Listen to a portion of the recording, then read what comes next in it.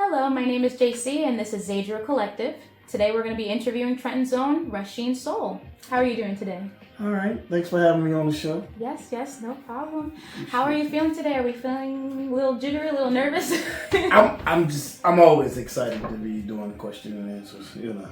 Anything dealing with music. To promote Rasheen Soul. So I'm always happy to do that. Always excited, happy to be here. All right. So first off, I'm gonna start with Rasheen Soul for your fans who are just discovering you. Who are you, and where did your musical journey begin? Oh man, that's a good question. I've always loved singing ever since I was a little boy. The first song I've ever sung was a song called Heat Wave, way before your time. Wow, Heat Wave. Okay, that's nice. You know about Heat Wave? Get out of here. So, I started writing songs when I was younger, and then I started singing in the choir. And then, I joined this group called Ghetto Nation. And we actually was doing all talent shows and everything. And then we almost had a deal with MCA Records. Then I left that group, went to another group called Shades of Ebony.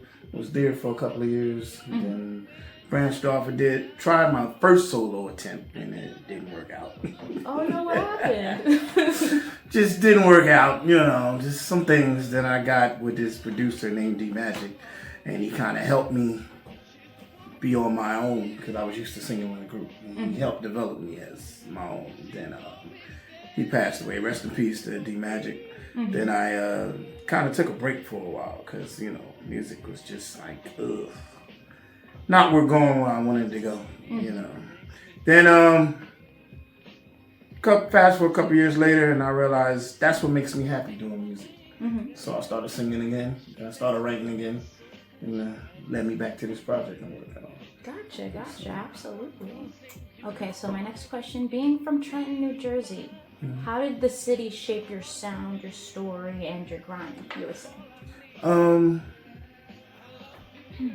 That's a good question, because a lot of people that was doing it when I was coming up is not really doing it anymore. So those was the people that kind of inspired me. A lot of rap groups inspired me. I know not really, but Suicide Posse, Boulevard Mossy, and Poor Righteous Teachers. I used to love going to the park and see them. Couldn't wait till it was my chance to perform and do everything. So that's what kind of helped me mold, and then church really helped me. Gotcha. Find myself, find my voice anyway. Okay.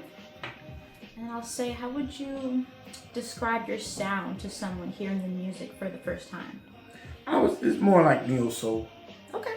Yeah. So if you like Eric Benet and Anthony Hamilton, David Hollister, Music Soul Child, I'm gonna say that's the era I'm feeling right now. Right. Okay. Gotcha. When your music has an emotional R&B feel, what kind of message do you want people to take from your songs? Just positivity. Okay, yeah. That's a good one. I hate not saying I'm never gonna make a song based on my feelings of how I am feeling that day, but I'm trying to keep a positive. I hear a lot of songs with just negativity. Yeah, I feel like there's a lot of songs. Oh my goodness, it just never ends, honestly, at this point. Yes. Gotcha. And then let's see. When fans hear Glimpse of Happiness, which is the song, I guess, that you made, what do you want them to feel? Just what it says, that glimpse of happiness. Right. And it's funny because that song, I was really going through that when I wrote the song. And it was like I was going through some problems, and I heard this gentleman say something about when you in heaven, how people die and you get to heaven, and then he was like, you ever been on the beach and you just got that glimpse of happiness? And, right. And he was like, and it's like that's the little taste of heaven and everything. So that's what gave me the idea for the song, because it was like I was going through something, and then I'm thinking okay, I can see the glimpse of happiness, so I'm not gonna really give up yet. In the song. So, and I wrote about it. So okay, that's pretty much what it was. And what has been your favorite reaction from someone who's heard your music? Oh man, Like, to hear someone singing along with something you came up with in your head. Yeah. That just do something to me right there. And it's like, people be like, I'll be at work and I'll be at places, and then I hear people go, if I try, then why along try? to the song, right?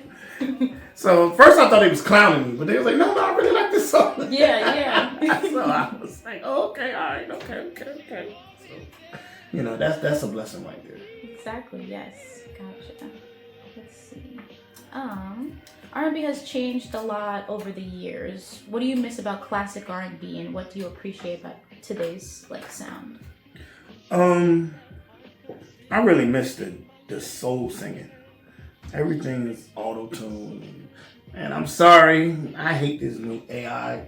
Yeah, no, it's everywhere right now. Because I just singing, because there was a song on the radio and I was like, oh man, I'm loving it. Like, I like this song. And come to find out, the guy wasn't real. It was an AI song, and it was just They're making so many of these these days. My goodness. So I figured we should go back to real singing. Mm-hmm. But I do appreciate the art. It's a few artists that's out now that I really appreciate. Right, I feel like it's more creative, back then. Music, absolutely, it's just more creative. Yes. And as a mature artist, what do you feel you bring to R&B that is different from younger artists? Just like I said, the soul singing, the realness. I try to do a lot of live singing where it's just me, my voice, no effects, no nothing, so they'll know it's just me, the raw. And I think we should get back to that, because that's what I used to see growing up. Like, I remember going to see artists, and they sound better than the record, and they stop and then they start singing a cappella, or they slow the music down so you can really hear their voice. And I miss that. It's not too much of that going on right now. Yeah, definitely. What is one place in Trenton that brings back strong memories for you? Oh man, the original Trenton High. Yeah. That's where I first did my first show. Okay. So how'd that go?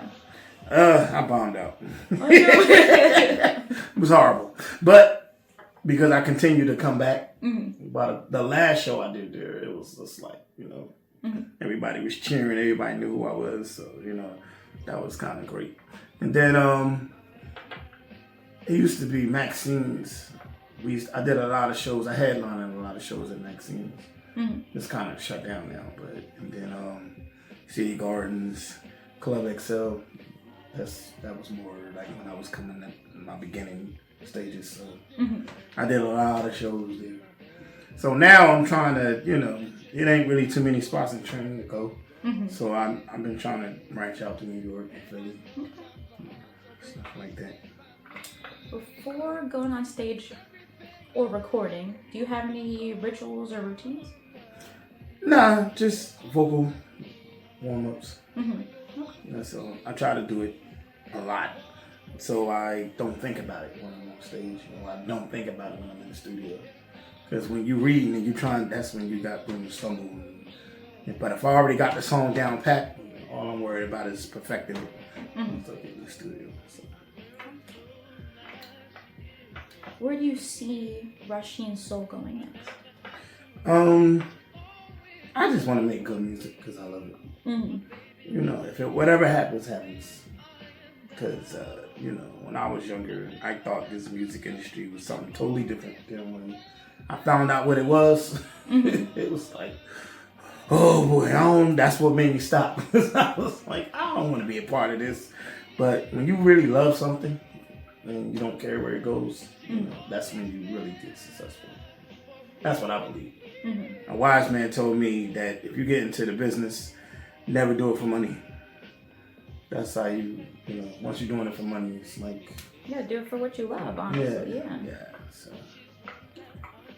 And what kind of music can fans expect from you in the future? Gospel, soul. That's pretty much where I'm at, the lane I'm at. I might dip and dab in some reggae or something. Some reggae? Yeah. But for the main part, it's neo soul, soulful music, and gospel. Okay. And when people look back on your music years from now, what do you want your legacy to be?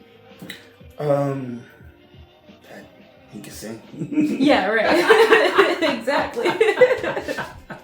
It wasn't nothing. He really can sing. You know? There wasn't no computer, no nothing, no AI. You know, that's about it. And what message do you have for the fans who've supported you and new fans just finding you? Thank you. I'm really appreciative. Like, you know, I didn't know I can have fans or have people that you can change their lives for something you love to do. You know, because I have people who tell me, like, you know, oh man, I love to hear you sing and you changed my life. I love the song you sung, and you know, so, and I just love to do it.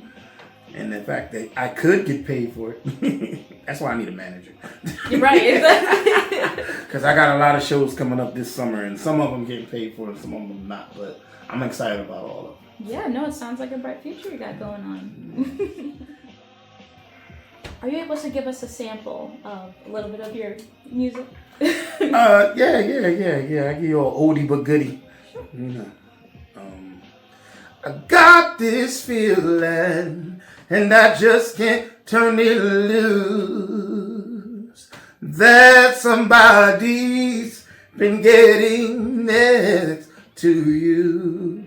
I don't want to walk around knowing I was your fool. 'Cause being the man that I am, I just can't lose my cool.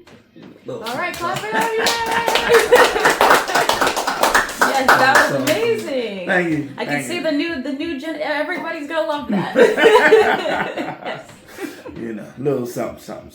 But thanks for having me on the show. Yes, no problem. And Appreciate yet it. again, my name is JC, and this is from Zadro Collective, introducing Trend's own Rasheen Soul. So thank you for joining us today. All right. So y'all gonna have more future artists on the show? Yes, Yeah. absolutely. All right. Okay. Thank you.